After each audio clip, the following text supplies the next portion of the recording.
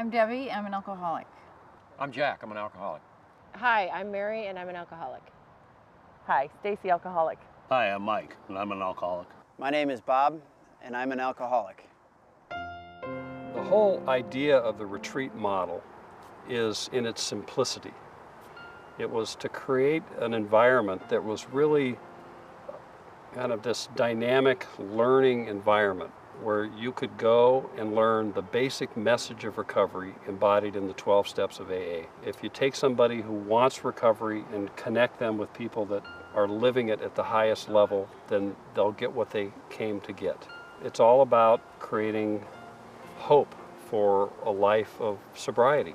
I guess it was in 2000 on Labor Day. We were on our way to our lake place, and I had a grand mal seizure in front of my kids. And the following day, my son had to goes to school, and they have him draw. He was kindergarten or first grade. Have him draw this picture of their summer vacation. And Merrick drew a picture of the ambulance taking me away.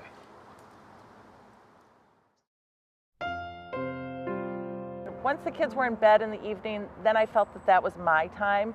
So I just started drinking about 7 o'clock in the evening, and I would drink probably until 5 in the morning on occasion and get up and do it all over again. I didn't know if I was coming home to a job.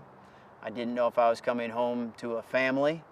I had strained my family relationship just about as far as I think anybody could have at that point. So I had 3 kids and a wife that had had just about enough of me.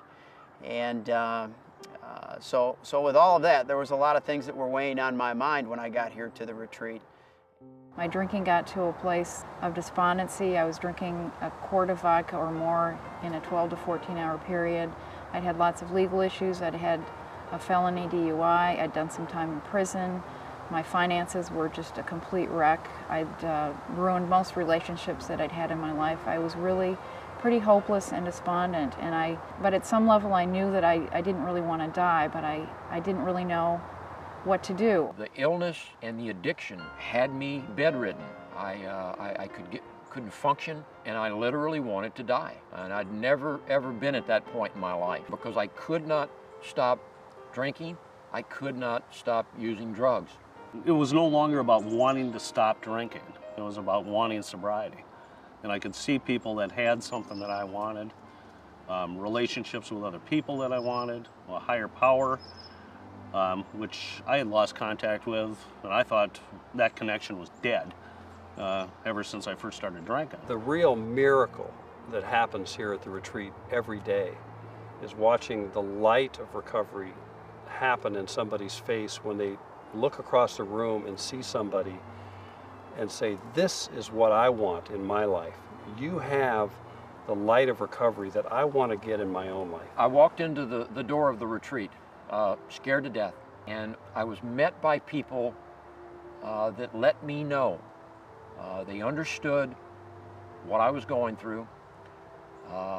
Some of them were going through the same thing themselves at that very moment, and I knew that I had arrived someplace where I finally fit in. I started to learn the things that I could do to stay sober from people that had been through the retreat previously and whose lives had changed. They had alumni meetings, and the guests who had gone out into the real world would come back and share their experience. So one night there was a gentleman there, and he said, I didn't know what to do when I got out there. I just didn't know what to do, and I thought, oh, that's me. What are you doing? And he said, so I decided I would just do exactly what I did in here. And my thought was, I can do that. I can do that. I never thought I would be happy or have this serenity without drugs and alcohol. I just could not fathom it, and the solution was so elusive to me. And when I lived at the Sober House, I learned how to connect to a really strong community of Alcoholics Anonymous. I don't take a single day for granted, and I'm very fortunate. I have 5 wonderful kids and the same wife, so we obviously were able to mend the situation there. I've been sober now just over 5 years and have a business that I run. Kids are all healthy and happy, participate in sports, And I continue to participate in the sober community in the Twin Cities as well as in Hudson. Didn't know it could be this good, so I feel very fortunate that the last stop I made was a stop at the retreat. We take people who want a solution in their life and surround them with people that have it. And if they're teachable, if they're approachable, if they're able to allow mentors to step into their life and guide them, they'll get what they need.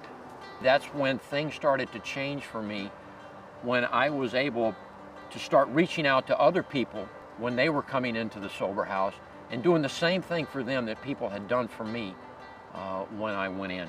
And my life just started changing right in front of me in ways that I could never have imagined. The reality of it is that you can have serenity just in the midst of the chaotic world in which we live.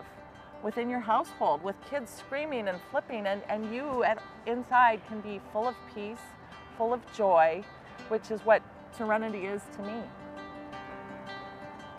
Waking up in the morning and having a sober day, it's participating in life.